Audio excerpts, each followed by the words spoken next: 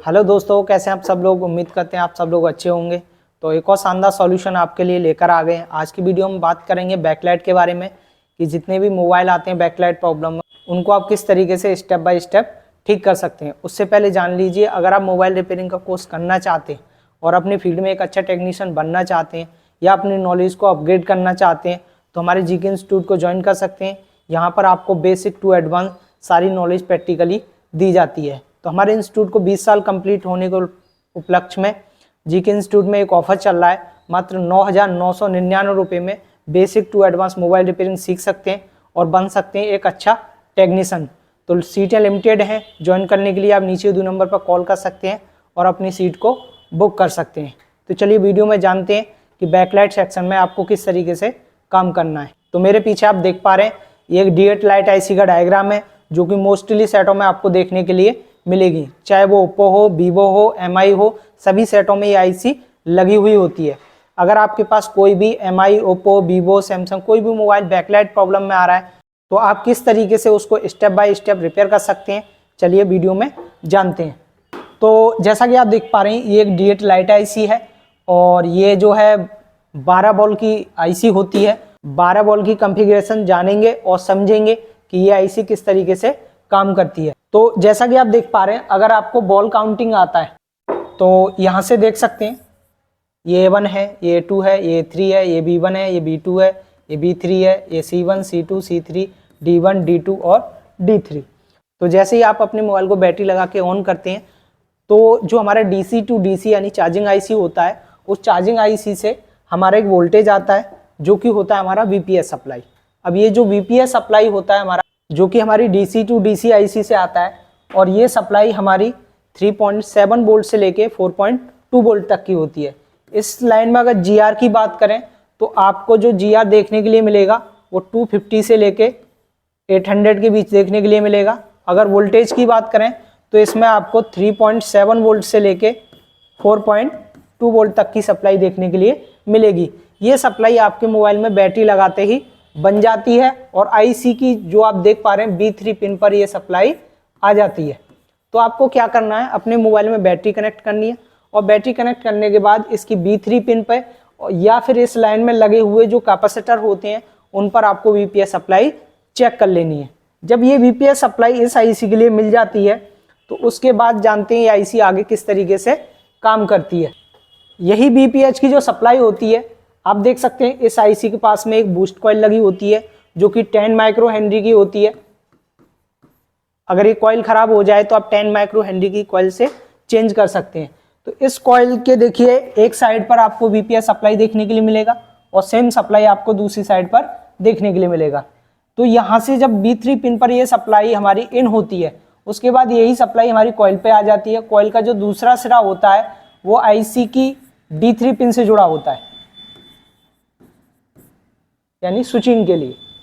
इस पिन का नाम होता है SW या आपको LX देखने के लिए मिलेगा। उसके बाद यही VPH की सप्लाई आगे आपको एक रेक्टिफाइड डायोड देखने के लिए मिलेगा। इस डायोड से होते आप देख सकते हैं कुछ आउटपुट में कैपेसिटर लगे होते हैं जिनकी वैल्यू 35 से 50 वोल्ट की होती है। उसके बाद यही सप्लाई हमारे डिस्प्ले कनेक्टर पर आपको देखने के लिए मिलती है। यानी कि जैसे ही आप अपने मोबाइल में बैटरी कनेक्ट करेंगे जो हमारा VPH का सप्लाई होता है वो हमारी DC टू DC आईसी से हमारी जो D8 लाइट आईसी होती है उसकी B3 पिन पे इन होता है और उसके बाद इस कॉइल पे आता है। कॉइल का दूसरा सिरा हमारा स्विचिंग से जुड़ा होता है और यही सप्लाई डायोड से पास होकर हमारे डिस्प्ले कनेक्ट तक चली जाती है। उसके बाद जानते हैं आईसी किस तरीके से काम करती है। तो चलिए आगे जानते हैं। देखिए उसके बाद क्या होता है आप देख सकते हैं इस आईसी को काम करने के लिए 2 कम्युनिकेशन लाइन चाहिए। कम्युनिकेशन मतलब I2C प्रोटोकॉल जिसमें हमारा SCL और SDA होता है। अब ये SCL SDA कैसे काम करता है चलिए उसको थोड़ा सा समझते हैं। देखिए जैसे ही आप अपने मोबाइल को ऑन करते हैं तो ऑन करने के साथ हमारा जो पावर आईसी होता है, आप देख सकते हैं इधर एक पावर आईसी लगा हुआ है। पावर आईसी के L5 यानी LDO5 से हमारा एक 1.8 का सप्लाई आउट होता है और ये 1.8 का जो सप्लाई होता है आप देख सकते हैं इस लाइन में आपको 2.2 किलो ओम के 2 रजिस्टर देखने के लिए मिल रहे होंगे।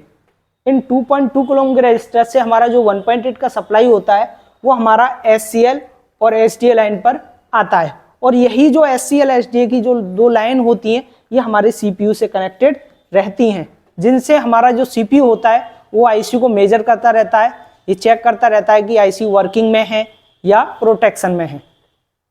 तो ये दो लाइन जो होती है हमारी I2C प्रोटोकॉल यानी कि दो कम्युनिकेशन लाइन होती है। अगर इनका कनेक्शन हमारी B2 पिन और A2 पिन से ब्रेक हो जाए तो हमारा D8 लाइट IC काम नहीं करेगा, क्योंकि इन प्रोटोकॉल के थ्रू ही हमारा IC और CPU आपस में कम्युनिकेट करते हैं। चलिए उसके बाद जानते हैं कि आपको और आगे क्या चेक करना है। देखिए उसके बाद ये प्रोटोकॉल लाइन जब इस IC के लिए मिल जाती है तो देखिए IC को ऑन होने के लिए एक इनेबल सिग्नल और आता है जिससे हम बोलते हैं HWEN।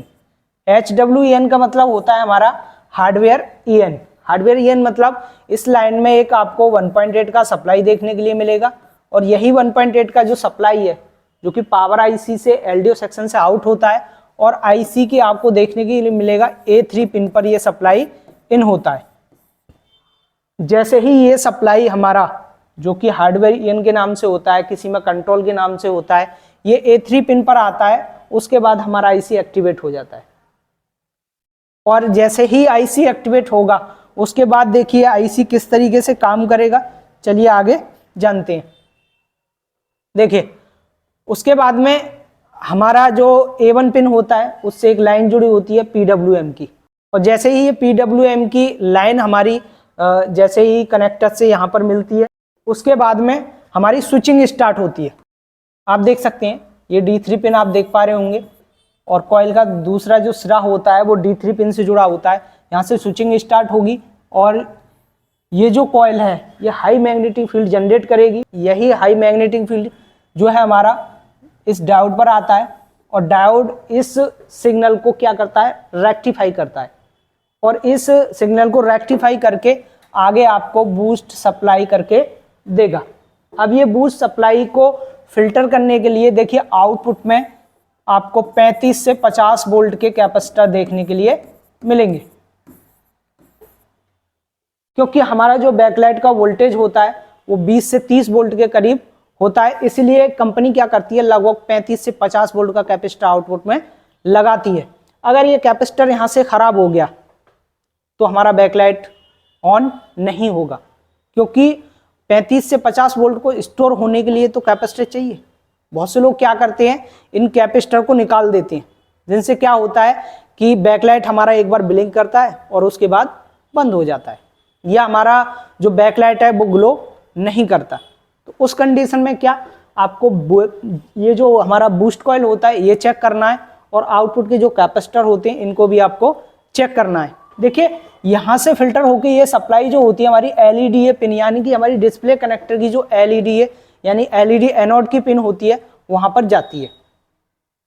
और डिस्प्ले पर क्या होता है हमारा, यहाँ पे देखिए डिस्प्ले कनेक्ट होता है, और डिस्प्ले कनेक्टर से जो सप्लाई होती है वो हमारी डिस्प्ले की जो नीचे लाइटें लगी होती हैं वहां तक पहुंचती है, और वहां से हमारा जो कैथोड का सप्लाई होता है यानी दो ट्रैक होते हैं हमारे जिन्हें हम कहते हैं K1 और K2, वो हमारे आपको डिस्प्ले कनेक्टर पर जुड़े हुए होते हैं।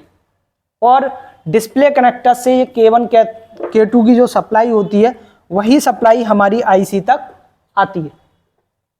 देखिए ये जो दो लाइन होती हैं K1 और K2 इनको हम कैथोड 1 और कैथोड 2 के नाम से जानते हैं। ये जो लाइन होती है हमारी B1 और C1 पिन से जुड़ी हुई होती है। अगर इनका भी कनेक्शन अगर हमारे डिस्प्ले कनेक्टर से ब्रेक हो गया तो जो हमारी बैकलाइट होती है ना उसके लिए माइनस का सप्लाई नहीं मिलेगा। अगर माइनस का सप्लाई नहीं मिलेगा तो हमारा डिस्प्ले ग्लो नहीं करेगा, यानी कि हमारी डिस्प्ले की बैकलाइट ऑन नहीं होगी। तो इस तरीके से जो हमारा D8 लाइट IC होता है वो काम करता है। अगर आप भी अगर आपके पास कोई भी ऐसा मोबाइल आता है जिसमें D8 लाइट IC लगा हुआ है तो आप इस वीडियो की मदद से उसको स्टेप बाय स्टेप रिपेयर कर सकते हैं। तो वीडियो अच्छा लगा है तो वीडियो को लाइक कीजिए, हमारे चैनल को सब्सक्राइब कीजिए, साथ ही बेल आइकन दबा लीजिए जिससे आने वाली वीडियो की नोटिफिकेशन आपको सबसे पहले मिल सके। अगर आप जीके इंस्टीट्यूट से ऑनलाइन या ऑफलाइन मोबाइल रिपेयरिंग का कोर्स करना चाहते हैं और अपने फील्ड में एक अच्छा टेक्नीशियन बनना चाहते हैं तो ज्वाइन कीजिए हमारे जीके इंस्टीट्यूट को। यहाँ पर आपको basic to advance mobile repairing 100% practical के तौर पे सिखाई जाएगी। तो अभी जीके इंस्टीट्यूट को 20 साल होने के उपलक्ष्य में जीके इंस्टीट्यूट में एक ऑफर चल रहा है। मात्र आप 9,999 रुपये में basic to advance mobile repairing सीख सकते हैं और एक अच्छा टेक्नीशियन बन सकते हैं। तो ज्वाइन करने के लिए नीचे दो नंबर पर कॉल कर सकते हैं। तो मिलते हैं ऐसे किसी नेक्स्ट वीडियो के साथ, तब तक के लिए धन्यवाद।